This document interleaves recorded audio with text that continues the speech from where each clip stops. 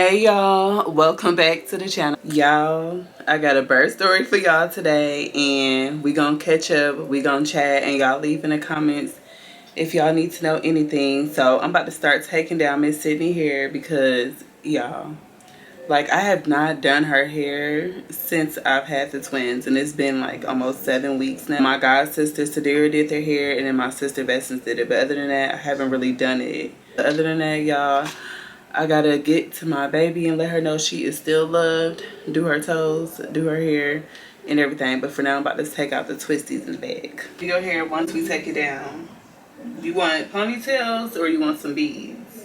Beads. You want beads in your hair so you can shake it, shake it, shake it, shake it, shake it? Okay. So y'all, bear with us right now. The whole house got COVID. I think we're on the 7th day, so our symptoms are kind of calming down. We still coughing and everything, but other than that, we pushing through. God made me strong as I don't know what, because girl. So this is how the birth story went, y'all. Y'all know I gotta tell y'all how it happened. So, how it ended up happening was I was laying down sleep, you guys. I'm knocked out. I'm having good dreams and everything. And I'm prepared. I already was prepared. Like, girl, you know you about to get up.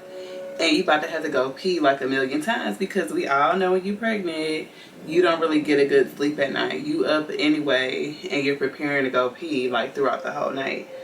And I feel like that's honestly a blessing. Because it kind of gets you kind of trained. Your body trained and everything. It gets your body trained to be up at night, because when the babies get here, you're going to be up. So I'm glad that I was peeing the way that I was peeing. So anyways, y'all, I'm laying in my bed, literally right here. I was sleeping right here, right in front of the fan, because y'all, I need to sleep. I'm one of the people that need to sleep with the air on and then the fan on. I don't care if it's cold outside. I just need to sleep with the fan in my face.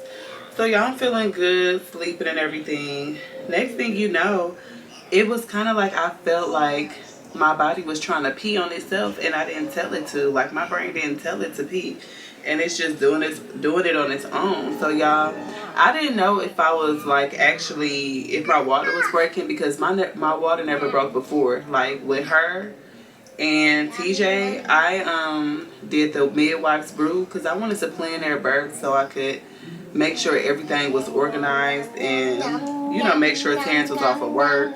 I just wanted to do it when I wanted to do it. And it was certain dates that I wanted them to be born on, like certain numbers that I liked.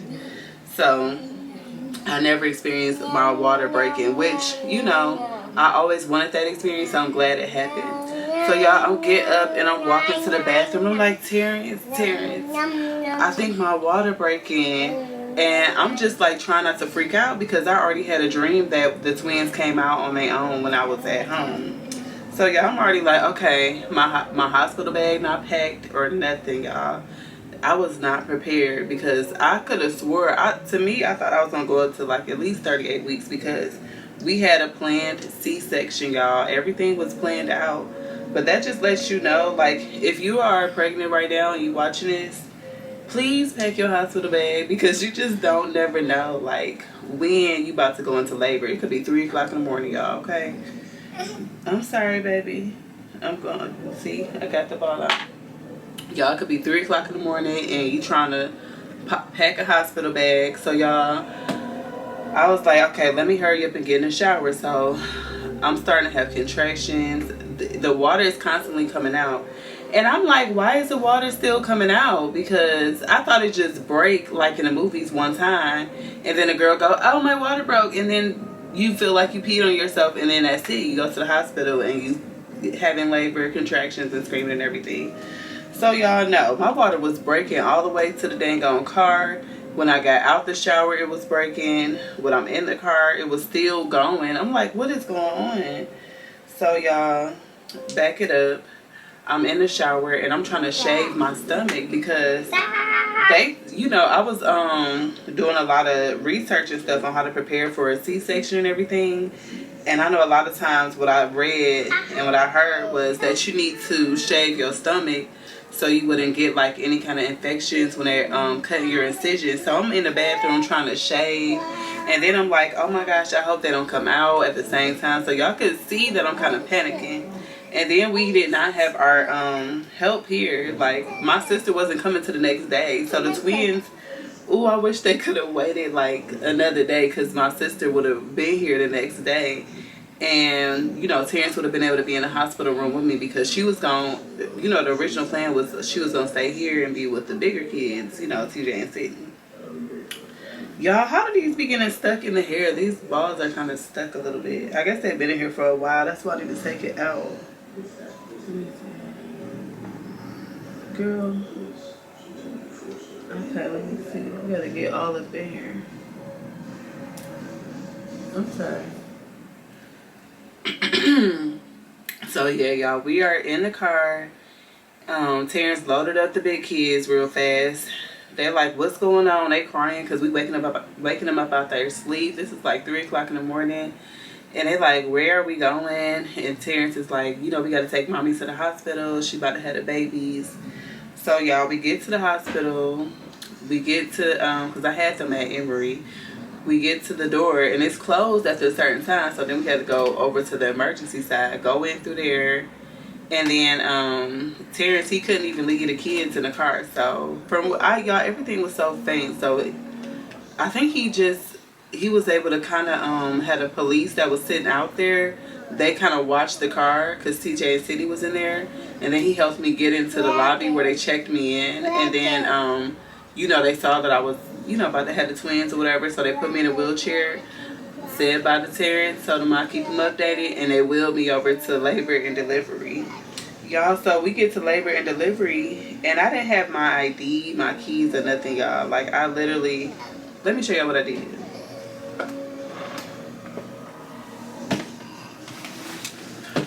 I literally had my bag that my godmama, y'all remember if y'all seen the haul, the last haul, the baby shower haul.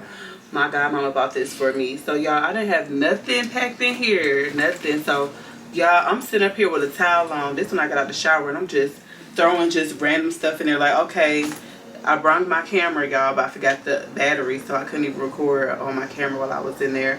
So I'm just packing like the twins some random stuff, like some shirts and stuff like that. It was horrible, y'all. I was just throwing stuff in there, and I forgot my wallet, y'all. So the man is asking me all these questions, and then I'm just sitting there like answering them. I'm like, can you please hurry up, because I don't want these twins to come out. Like, my water is breaking in the chair, y'all. I'm like, dang, like, so the water just gonna sit here and break. I was kind of embarrassed, but not really, but because I felt like I was peeing on myself and it would not stop. And I was like, maybe because it's twins, and they in 2 different sacks, it's, you know, a lot more, what is it, the amniotic fluid that needs to come out. So I was like, okay, maybe that's why. So y'all, I'm just sitting there. My dress was one of them bright dresses that you wear to the Bahamas on a cruise, and it's soaked. And I know everybody could just see it just wet, but they knew it was we in labor and delivery. So y'all, he tells me to go ahead and sit down in a little waiting part and wait for somebody's gonna come get me with a wheelchair. So y'all, I felt like I was sitting in there for an hour, but really it was only like 15 or 20 minutes. But that's a long time when you in labor and you don't know, like, you know, if this baby about to fall out. You don't know, like, how far along dilated you are or whatever. But I knew they wasn't gonna fall out because they were both breached, so that's why I was getting a C-section. So y'all, they finally come get me. They pushed me back to one of the rooms, and I'm just in there by myself. And it was kind of like everything was kind of moving slow. And then I was kind of nervous because I was like, dang, Terrence not even in here. Like, I'm just thinking to myself, who can I call? Who can get up in the middle of the night at 3 o'clock in the morning, go to my house, watch my kids, so that I don't have to have these twins alone? And y'all, so I started texting my old coworker. I went to sleep, and it's like 7 o'clock in the morning. So I'm like, okay, let me start texting people. So I texted my coworker. She said that he could drop them off, but she was like, she working from home. I was like, I don't want to bother her like that. So then I text Carla. Y'all, Carla, she the one that be in the other videos. Like, me and her do the play dates live. That's TJ best friend mama. So I ended up texting her, and she was like, yeah, bring them on over. So by the time Terrence took them over there and everything, and you know, by the time she responded and everything, because it was 7 o'clock, it's still early, I had already had the twins. So he still was able to come, you know, a little bit after that and still be there, you know, while we still doing all the testing and stuff like that, like right after they came out.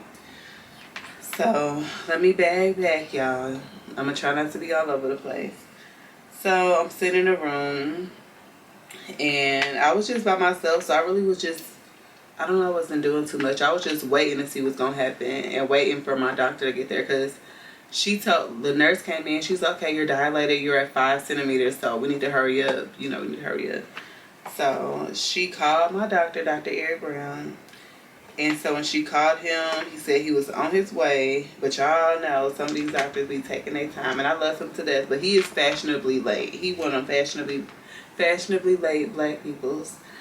So he finally get there, it's like 9:30 or so, and they take me to the OR room. And the reason they took me to the OR room, which is the operating room, is because they said whenever you're having twins, they're going to automatically take you in there because it's high risk, and if something go wrong, you need to be on that operation table so they can go ahead and get to work. So I get wheeled in there, and y'all, it was so surreal because it's like it was like a lot of black people in there, and like the women, they had on their dashiki. I'm like, okay, what kind of honey?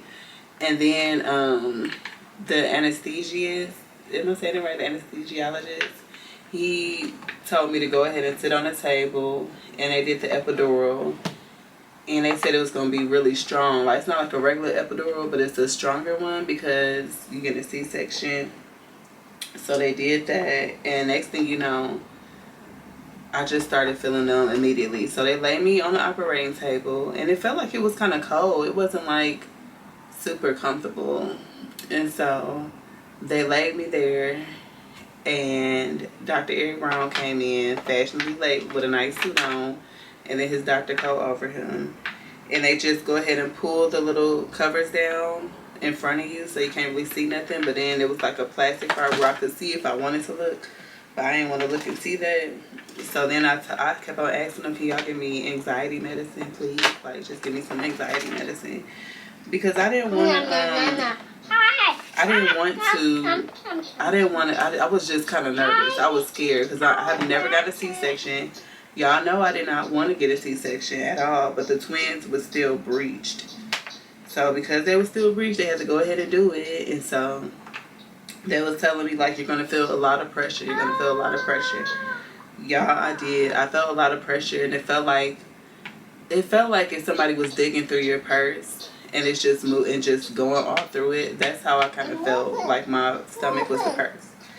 So I felt all the pressure, and then they ended up taking baby A out. They took her out, and I remember they just pulled her out and put her on one of the beds. It was like 2 twin beds set up when I walked in there anyway. And that's when I was like, okay, it's getting real. So they put baby A in there. And when they put her in there, and I looked over, I was like, is that my baby? I was like, I felt like I was kind of out of it because they did started giving me more anxiety medicine and stuff like that. And that is my birth story, you guys. I'm going to stop right there because I do got part 2 for you guys that I want to share. But I want to share with y'all when my baby girls are in the room with me. Right now, they're up front taking a nap with Terrence because I'm taking her hair down. But when I introduce y'all to my beautiful girls, then I'm going to go ahead and do part 2 because part 2 is interesting, and it's life-changing because we had a lot of unexpected news, y'all. That's why I kind of been MIA because we've been adjusting to like our new life, and then having twins and then a 2 and a 4-year-old is a lot of work.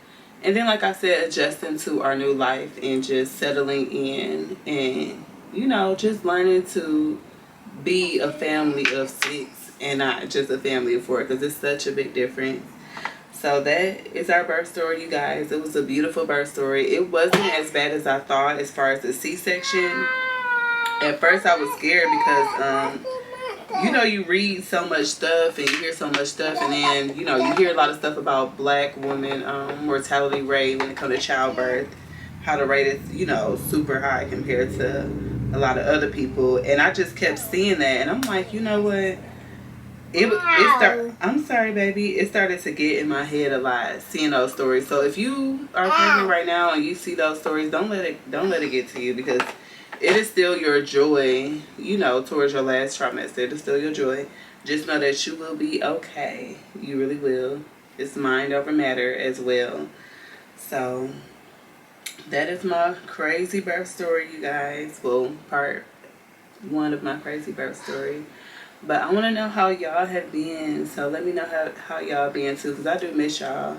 I do. Y'all know I love making videos and coming over here and commenting to y'all and talking, but I don't like to talk too long with this corona going on, because it starts to hurt my throat a little bit if I'm talking too long. But that's what I got for y'all today, and I love y'all. Comment down below how y'all doing, what y'all been doing, and everything. Alright, y'all. Mama, say bye-bye. Say bye-bye.